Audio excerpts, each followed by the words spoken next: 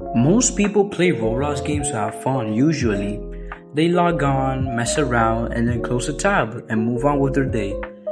But then I started to think, what if you couldn't log off? What if it was all reality?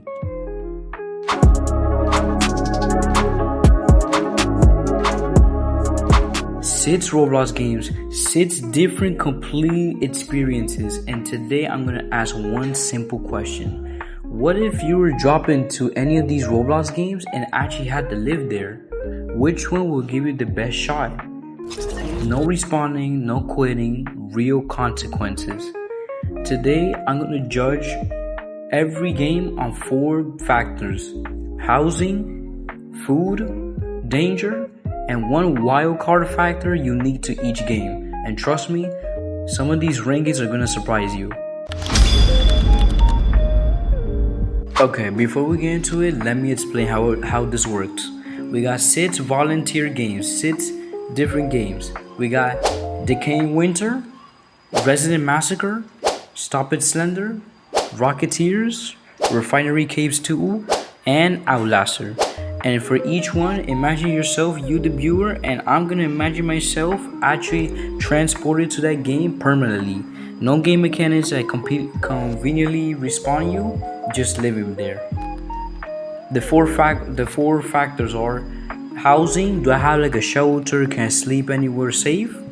Food, is there anything that I can eat, or I'm just vibing on an empty stomach?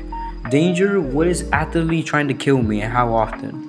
And the wild card, every game has one thing that makes it unique, that can make or break your survival. Could be good, could be absolutely trash, but each category is gonna get scored out of 10, and we add it up and we rank them.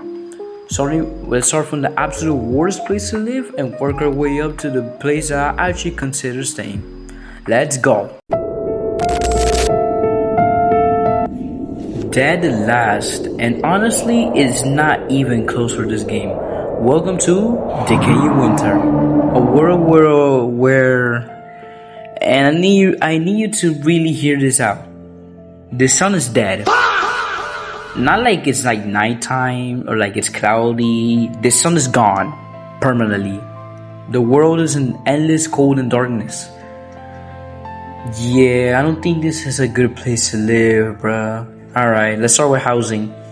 Your shelter here is called the safe zone, and I use that word a little loosely because every single night you're fighting waves of enemies that come directly to where you're standing and try to tear you apart. There's no building your own home, no finding a cozy cave. You just huddle in a safe zone and pray the team holds the line. This is getting a 2 out of 10 on the score. Alright, food. The food situation is kinda cooked. The food uses a ration. The game uses a ration system. Like you have to scavenge scraps between waves, and that's it. That's your only food source. There's no farming, no fishing, no nothing. You're only eating what's on the floor, and while supernatural entities are trying to kill you. This is getting a 1 out of 10. Oof, this is getting worse and worse. Danger. Where do I even start with this part? You have hostile scavengers, militarized raiders, and quote-unquote seemingly supernatural entities. These things doesn't have guns. They're literally things that should not exist. And they get worse every single night. By wave 10, you're fighting a full boss that the game designer clearly made with a bad mood. 1 out of 10, unlivable. And for the wild card, yeah, this is the thing that makes this game dead last. When you join Decaying Winter, you are already infected, gang. Not that you might get infected, not that watch out for the infected enemies. You literally start the game infected with the infection, and progressively gets worse over time, and will eventually kill you if left untreated. If you haven't done anything yet, you just arrive and the game already have beef with you, bro. It wants to kill you already. So overall score, this is getting a 1.5 out of 10. Do not live here, do not visit, don't even think about this place before going to sleep. Alright, at number 5, we have a game that will give you a little bit of hope and then immediately takes it away. Welcome to Resident Massacre. You have a house, an actual home with walls and a roof. Coming from Decaying Winter, this feels like a paradise, a 5-star hotel if I say so myself. And then night falls. Housing gets a 5 out of 5. Honestly, the house itself is fine. During the day, drawers, shelves, radio, some storage, and it's real home. The only problem is that a radioactive factory kinda exploded and now it created an anomaly, so it's decided that your house is its favorite target. You spend your entire day boarding up windows with wooden planks, hammering boards across every gap you can find, and it still finds a way in. Food gets a 4 out of 10. There are some supplies in the house, snacks, drinks, enough to keep you last a few days, or maybe, but it's not sustainable, bruh. Imagine you surviving on potato chips and stale orange juice, bro. There's no garden, there's no way to restock. You're on a clock the moment you arrive. Danger gets a 1 out of 10, bro. You're cooked. The anomaly doesn't even knock, it doesn't wait, it just smashes through your windows and tears everything apart. It is relentless. And that's without mentioning the blood moon modifier, which is gonna be like an event. Let's say that it's an event that happens, a weather condition, which the blood moon randomly speeds up the creature and makes it spawn more often. And there's another one called thunder mode, which is a thunderstorm, where lightning randomly breaks your fuse box and you gotta go fix it, and your lights go out. And blizzard mode, which is a snowstorm, where you have to maintain a fireplace inside or you'll freeze to death. The base game is already cruel enough, but with these events, weathers, it makes it worse and worse. The wild card of the game, the false sense of security is cooked, bro. This is the thing that makes like Resident Massacre so psychologically brutal as a place to live. You have a home, you walk around it, you can feel almost normal during the day. And then midnight hits and everything you build means absolutely nothing. That cycle of hope and terror every single day will break a person mentally. Final score, a 3 out of 10. It's better, at least it's better than Decaying Winter, but you're still dealing with an anomaly. That's all about I could say. So we're in the forest. Stopping Slender puts you in a dark forest where you need to collect 8 pages scattered across the map, where a supernatural entity hunts you, known as Slender Man. And unlike any original Slender game, where Slender Man is just an AI, now imagine this is real life. In this version, Slender Man is a real thing. He has the tentacles, he's a white, light-skinned guy with a nice suit. He's drippy, but he's trying to chase you, and kill you.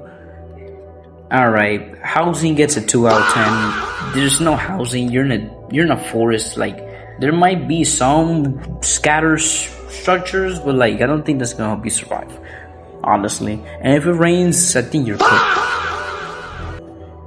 The food situation gets a 4 out of 10. It's a forest, so theoretically, there's berries, mushrooms, things that you can forage. I'm giving it a 4 because surviving with forest scraps is miserable, but technically possible. Well, not mentioning, but we don't know if the mushrooms are poisonous, but you just gotta find out. Alright, so with Slender Man, this is getting into the danger area. Slenderman is not a monster that you can just fight one-on-one. You cannot craft a weapon to fight him at least, or you cannot build walls. Like, you can only just run, unless he just teleports and just grabs you with his tentacles. So yeah, and he never stops, so every single night, Slenderman is just chasing you, bro. There's no peace, there's no safe zone. The forest is never safe until you get those 8 pages, bro. But the wild card though is where it gets interesting. It's getting a 6 out of 10. Unlike the last 2 games, you've been alone. But you have teammates in this game. Well, transmitted to real life. So you have real people who are also trying to survive with you. So you can bring a couple of friends with you. So it doesn't be that miserable. That changes a lot because you can split up to cover more ground. Not recommendable, but whatever. Warn each other to try Slenderman and then coordinate a group that survives longer than any lone individual. The social element of this game is actually, it's a saving grace as a place to live. Overall, 3.5 out of 10. Miserable, but there's hope if you got good people around you.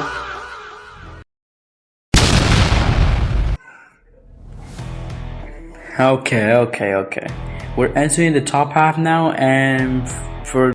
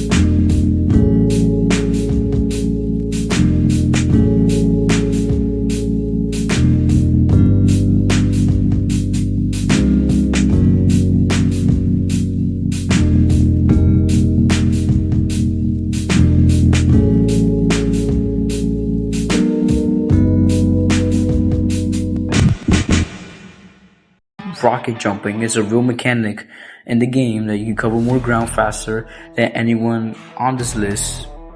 The last couple games, you can survive escape danger, scout areas, and reach high ground.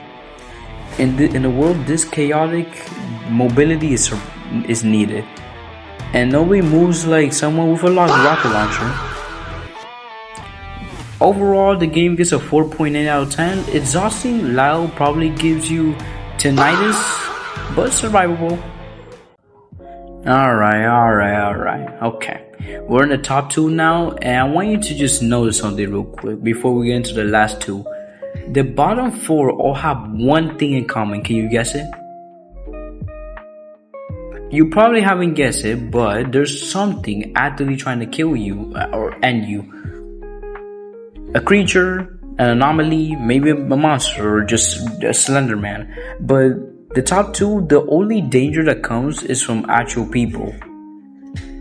And it turns out other people are a lot less scary than radioactive mutants. So let's go with the number 2 spot. This one actually surprised me a lot. Refinery Caves 2 is a tycoon exploration game where you mine ores, chop trees, and fish. As a place that you live, it's genuinely better than the last couple games, bro. Like, you can build a life here, not gonna lie. You can be president if you want. Housing situation unit, this is getting a 7 out of 10. This game is full base building system. You can expand your plot, upgrade your structures, and make something that actually feels like home. It's not luxurious, but it's yours. You built it, and that matters psychologically when you're trying to survive long term. Food situation gets an 8 out of 10. This is going to be the highest food score on the entire list. You got fishing, foraging, multiple biomes with their own resources, lush jungles, island coasts, and forest zones. There's actually food here in variety as well. You're not scraping on goddamn rations or forest mushrooms that are probably poisonous. You're eating well at least, or at least well enough. It's getting an 8 out of 10 and generally impressive for a Roblox game. The danger gets a 7 out of 10. Even it looks like the game is peaceful, like you mine near the top, fish on the coast, chop trees in the jungle, you're okay. The only danger that comes when you get a little greedy and you go deeper to get more money. The caves get darker, the rarer ores appear, and things get less predictable. This is getting a 7 out of 10 because you're saying safe is entirely your choice, but that's rare on this list. And for the wild card, it's getting a 4 out of 10. Here's the thing about this world: the best resources, the rarer ores and gold wood, and the most valuable fish, you own the most dangerous places. You can live comfortably near the surface forever, but the human nature doesn't work like that. Eventually you want more and you'll go deeper, and that's when this peaceful world is gonna turn on you. The wildcard drags the score down because of the temptation to push your luck is built around the game's design. And in real life, nobody stays near the surface forever. So final score gets a 6 out of 10. I meant 6.5 out of 10, my bad. If I had to pick a Roblox world to live in, it would generally be this game, bro.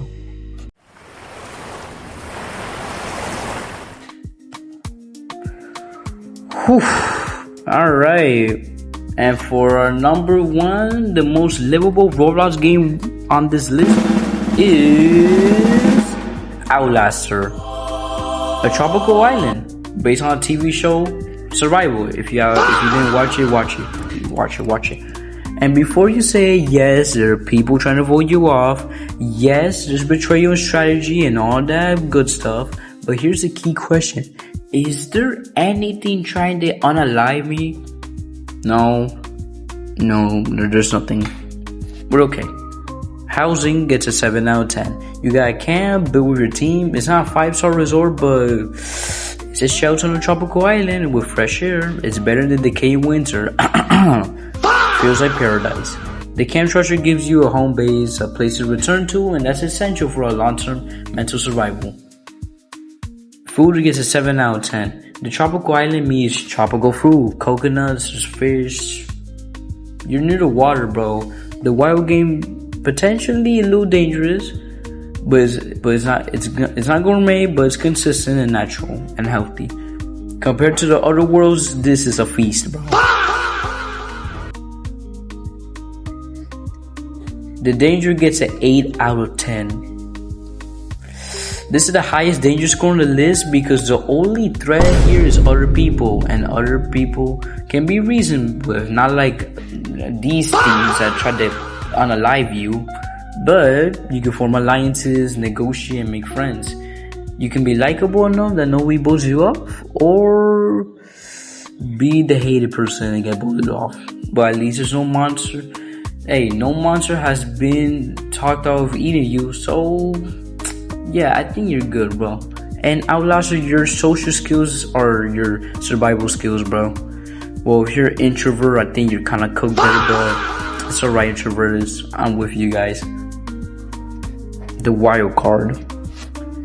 This is what keeps Outlaster from being a 10 out of 10, bro. If it was perfect, it would be a 10 out of 10 game. Just to survive. Betrayal is built on the world DNA. Someone will trust you and will bow for you eventually, something like that.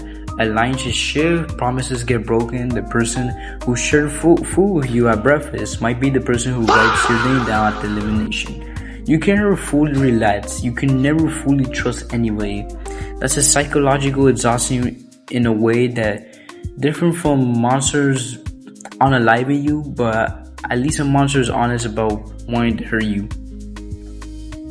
But overall, this game gets a 7.2 out of 10. You're on a tropical island. The sun is there's food, there's no radioactive power plants, and there's nothing trying to eat you. If you're smart, likable, and just a little bit strategic, you can generally survive here. Okay, let's do a final recap. In the number 6 spot, Decaying Winter. 1.5 out of 10. You start infected, and the sun is dead, so hard no, hard pass. Number 5, Resident Massacre. 3 out of 10. You have a house, but it will not save you from the anomaly. Number 4, Stop It Slender. 3.5 out of 10. Dark Forest, no shelter, but at least friends are there to suffer with you. Number 3 spot, Rocketeers. 4.8 out of 10. It's a war zone, but you can rocket jump your way to freedom. On the number 2 spot, we got Refinery Caves 2. 6.5 out of 10. You can build your base, catch fish, but do not go into deep caves unless you're greedy. And for the number 1 spot, Outlaster. 7.2 out of 10. The highest score on the list. Tropical Island buyers, just watch your back at the tribal council. The big takeaway from all of this, the moment you add a supernatural threat to a world, an anomaly, a monster, or even just Slender, man, the quality of life just shatters. Humans are scary, sure, but at least they go to sleep. Alright, so that's the video. If you want to see more stuff like this, like me ranking Roblox games, survival scenarios, that kind of thing, if you like that, subscribe and let me know in the comments. And also, I want to hear from you, the viewer. Which world would you like to survive in? And is there a game that I missed? And if I did miss a game, I can do a part 2. Just drop it in the comments and I'll do a part 2. And guys, I'm really sorry for not posting for an entire year. No updates or nothing until now I come back, April. And I don't promise to be consistent, but I will promise to post quality videos. Alright? This is the first quality video of the year. And more is coming, alright? So, yeah, that's it for me. And if you're sitting there thinking you picked Decaying Winter and surviving there, please seek some help. And I'll see you guys in the next one. Peace.